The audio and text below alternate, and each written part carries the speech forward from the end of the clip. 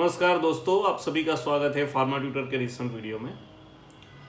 दोस्तों, कभी सोचा है कि एक दवाई की कीमत लाखों रुपया क्यों होती है? और कभी सोचा है कि ब्यूटी ट्रीटमेंट आप किसी सैलून में करवा रहे हो वो कानूनी है भी या नहीं? आज हम ऐसी ही दो खबरें लेकर आए हैं जो आपकी जिंदगी से सीधी जुड़ी हुई है। पहली खबर है कि $1 अरब की ग्लोबल फार्मा कंपनी की, जिसे भारत ने एक झटके में मात दे दी। और दूसरी खबर है उन ब्यूटी क्लिनिक्स और सैलून की जहां आपकी खूबसूरती के नाम पर खेला जा रहा है एक खतरनाक खेल।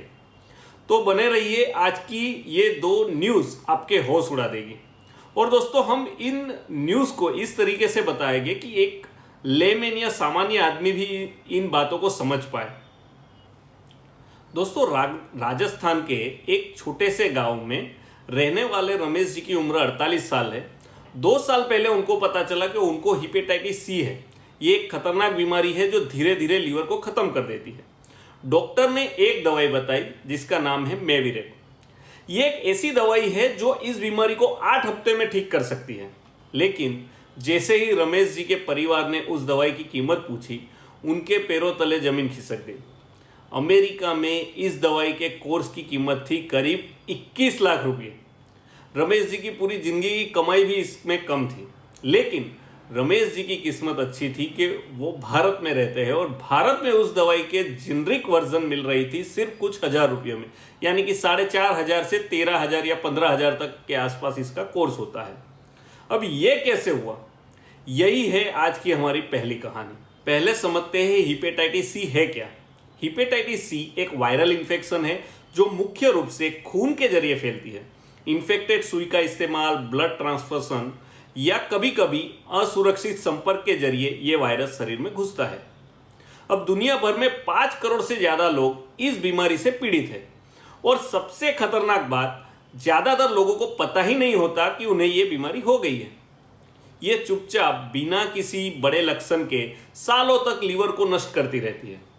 अगर समय पर इलाज न हो तो लीवर सिरोसिस हो सकता है और आगे चल के लीवर कैंसर भी हो सकता है। अब अच्छी खबर यह है कि आज हेपेटाइटिस सी का इलाज मौजूद है। डायरेक्ट एक्टिंग एंटीवायरस यानी कि DAS, ये दवाइयां 95% से ज़्यादा केसेस में हेपेटाइटिस सी को पूरी तरह से ठीक कर देती है। और इन्हीं DAS में एक है ग्लेकाप्रिविर प्लस पिब्रेनस्टाविर, जिसे ABV कंपनी बेचती है मेविरेट के नाम से। लेकिन इसकी कीमत यह दुनिया के करोड़ों गरीब मरीजों के पहुंच से बाहर थी। दोस्तों, ABV यह नाम शायद पहले आपने नहीं सुना होगा अगर आप फार्मा और लाइफ साइंस फील्ड से नहीं बिलोंग करते हैं। दोस्तों, ये जो कंपनी है ABV, ये दुनिया की सबसे बड़ी फार्मास्यूटिकल कंपनीज में से एक है। इसके रेवेन्यू सालाना करीब 55 बिलियन US डॉलर यानी 4.5 लाख करोड़ से भी ज़्यादा है। ABV की मेविरेट ये दवाई उनके लिए गोल्ड माइन है। अमेरिका में इसकी कीमत तकरीबन $13,200 प्रति बॉटल और एक पूरे ट्रीटमेंट का जो कोर्स होता है वो $26,000 से भी ज़्यादा होता है। लेकिन भारत में जेनरिक कंपनीज इसे हजारों रुपयों में बनाकर बेचती है और ABV ये नहीं चाहती थी। इसलिए उन्होंने एक रास्ता निकाला, वो है पेटेंट। अगर उन्हें भारत में इस दवाई का पेटेंट मिल जाता तो वो जेनरिक कंपनीज पे रोक लगा सकती थी और उनकी मर्जी के बिना कोई भी इस दवाई को सस्ते में नहीं बना पाता। पेटेंट एवरग्रीनिंग वो खेल जो आप नहीं जानते। दोस्तों, एक बड़े खेल के बारे में बात करते हैं जिसका नाम है एवरग्रीनिंग। अब कोई कंपनी कोई नवी दवाई बनाती है तो उससे पेटेंट मिलता है आमतौर पर 20 साल के लिए। इन 20 सालों में वो कंपनी अकेले उस दवाई को बेच सकती है। लेकिन जब पेटेंट एक्सपायर होने वाले होती है तब कुछ कंपनियां एक चाल चलती हैं। वो पुरानी दवाई में थोड़ा सा बदलाव करती है और एक नया क्रिस्टल स्ट्रक्चर, एक नया फॉर्मुलेशन या एक नया डोसेज फॉर्म बना देती है और फिर उस नई चीज पर नया पेटेंट फाइल कर देती है। उससे उनकी एक्सक्लूसिविटी जो है वो 20 साल और बढ़ जाती है और मरीज वो इसी महंगी दवाई को खाते रहता है। जेनरिक कंपनीज वो बाजार में आ ही नहीं पाती। इसे कहते हैं एवरग्रीनिंग। ये एक ऐसा खेल है जिसमें इनोवेशन कम है और मोनोपोली ज्यादा। लेकिन भारत ने इस खेल को बहुत पहले समझ लिया था और इसके लिए भारत के पास एक है ब्रह्मास्त्र, सेक्शन 3D, जो है भारत का ब्रह्मास्त्र। साल 2005 में जब भारत ने WTO में ट्रिप्स एग्रीमेंट के तहत प्रोडक्ट पेटेंट को मानना शुरू किया तो दुनिया को लगा कि भारत की जेनरिक फार्मा इंडस्ट्री खत्म हो जाएगी, लेकिन भारत के पेटेंट कानून के डिजाइनर्स ने एक मास्टर स्ट्रोक खेला। उन्होंने पेटेंट अमेंडमेंट्स एक्ट जोड़ा, सेक्शन 3D। यह सेक्शन कहता है कि किसी पहले से ज्ञात पदार्थ यानी कि नॉन पदार्थ, नॉन मेडिसिन का मॉडिफाइड फॉर्म, चाहे वो नया सॉल्ट हो, नया पॉलीमॉर्फ हो या नया फॉर्मुलेशन हो, वो पेटेंट के योग्य नहीं होगा जब तक ये साबित न हो कि ये नया रूप सिग्निफिकेंटली बेहतर एफिकेसी देता है। सीधे शब्दों में, अगर कोई पुरानी दवाई में छोटा सा बदलाव किया और नई पेटेंट के लिए अप्लाई किया तो भारत आपसे पूछेगा कि इसमें मरीज का क्या फायदा, मरीज को क्या एक्स्ट्रा चीज मिलेगी, और अगर जवाब नहीं मिला तो पेटेंट रिजेक्ट हो जाएगी। यही हुआ एबीवी के साथ, भारत का ऐतिहासिक फैसला। तो दोस्तों देखते हैं कि एबीवी के साथ एक्चुअली क्या हुआ। एबीवी ने ग्लेकाप्रिविर और पिब्रेंटाविर के कॉम्बिनेशन के लिए भारत में पेटेंट अप्लाई किया। उन्हें उम्मीद थी कि यह पेटेंट उन्हें मिल जाएगा, लेकिन इंडियन पेटेंट ऑफिस ने एबीवी का यह पेटेंट एप्लीकेशन रिजेक्ट कर दिया। यह फैसला आया प्री ग्रांट अपोजिशन की प्रक्रिया के जरिए, यानी पेटेंट ग्रांट होने से पहले ही पब्लिक अपोजिशन दाखिल किए जा सकते हैं।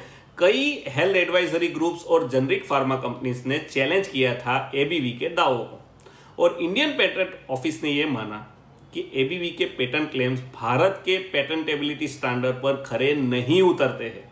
यह एबीवी के लिए पहली बार नहीं था। इससे पहले भी भारत में एबीवी का वेंटोक्लेस, एक ब्लड कैंसर ड्रग है, उसका भी पेटेंट रिजेक्ट किया जा चुका है। तभी जेनरिक कंपनीज के दरवाजे खुले और अब मेविरेट के साथ भी यही हुआ। अब मरीजों के लिए इसका मतलब क्या है? तो इस फैसले का मतलब है कि भारत जेनरिक फार्मास्यूटिकल कंपनीज अब ग्लेकाप्लेविर और पिब्रेंटाविर की सस्ती दवाई बना सकती है, और अगर यह हुआ तो रमेश जी जैसे लाखों मरीज जो 21 लाख रुपए की दवाई नहीं खरीद सकते हैं, वो कुछ हजार रुपयों में इसका इलाज पा सकेंगे।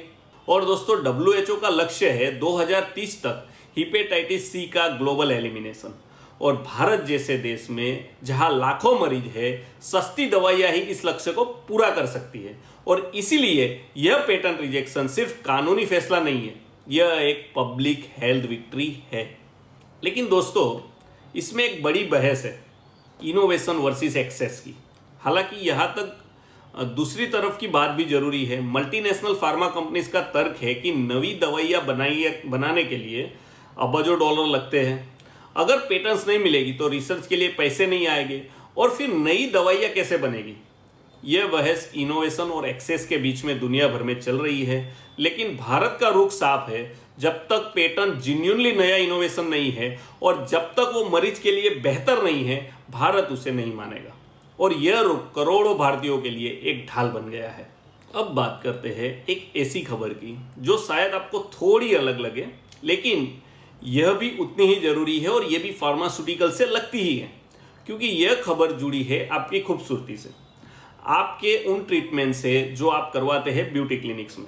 आप यानी कि आप नहीं, आपके कोई रिलेटिव्स या कोई भी ऐसे लोग जो ब्यूटी क्लिनिक्स में ट्रीटमेंट करवाते हैं।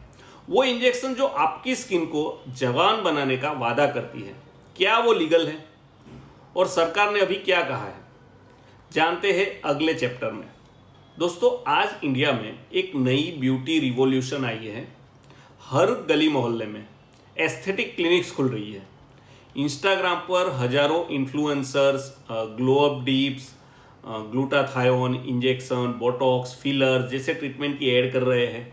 यह इंजेक्शन लगवाओ 10 साल जवान दिखोगे, यह ड्रिप लगवाओ स्किन ग्लो हो जाएगी, ये फिलर चेहरे को परफेक्ट शेप देगा। मुंबई से जयपुर तक, दिल्ली से कोयम्बतूर तक यह इंडस्ट्री अब 1000 करोड़ की हो चुकी है।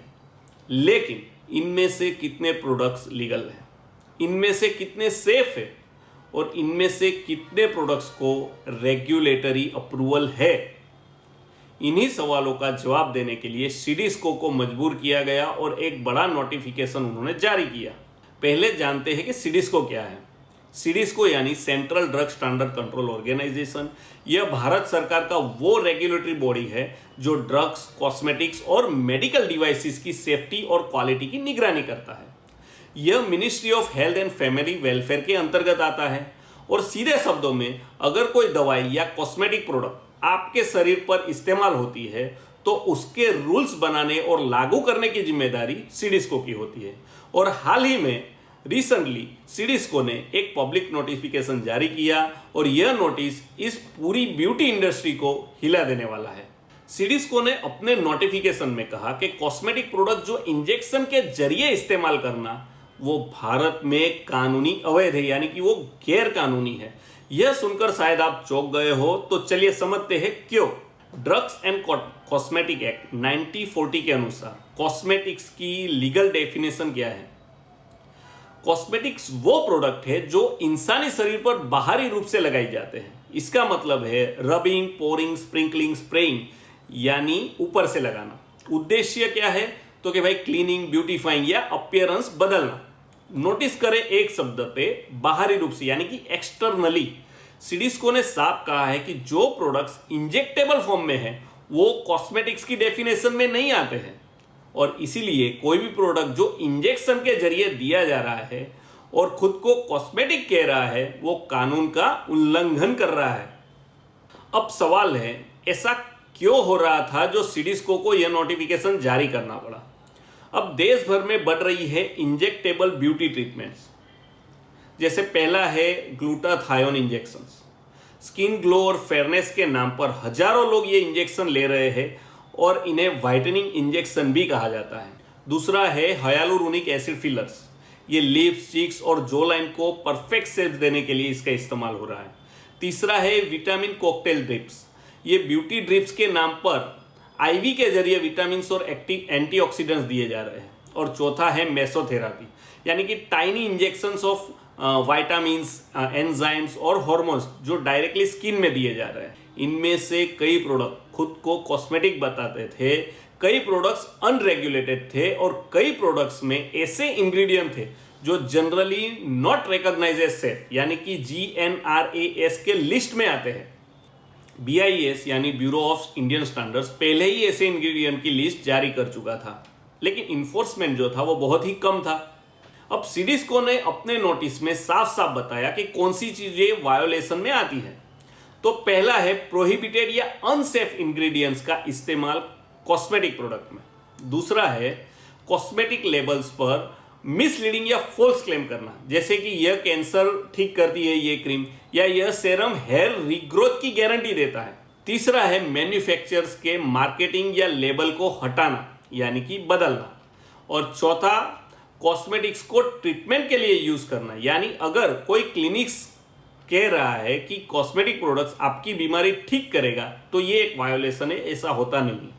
और पांचवा है सबसे इंपॉर्टेंट, कॉस्मेटिक प्रोडक्ट का इंजेक्टेबल एडमिनिस्ट्रेशन।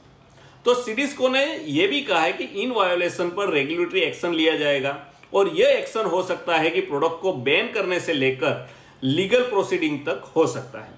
अब बात करते हैं सबसे जरूरी चीज की कि आपको क्या करना है। अब पहली बात कि किसी भी ब्यूटी क्लिनिक्स में अगर जाने से पहले, या आप आपके जो नोन है उनको भी ये अवेयर करा सकते हैं कि जब भी वो ब्यूटी क्लिनिक्स में जाए तो वो पूछे कि भाई ये प्रोडक्ट्स इस्तेमाल जो कर रहे हैं ये रेगुलेटेड है या नहीं। दूसरी बात, अगर कोई क्लिनिक्स आपको कोई कॉस्मेटिक इंजेक्शन दे रही है तो जान लीजिए कि ये लीगल है या नहीं।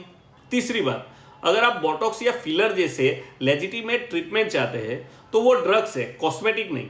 इनके लिए आपको रजिस्टर्ड मेडिकल डॉक्टर के पास ही जाना है और लाइसेंस क्लिनिक में ही जाना है। और चौथी बात, कोई भी सस्पिशियस प्रोडक्ट या ट्रीटमेंट देखे तो प्लीज उसको सीडीएसको में रिपोर्ट करें।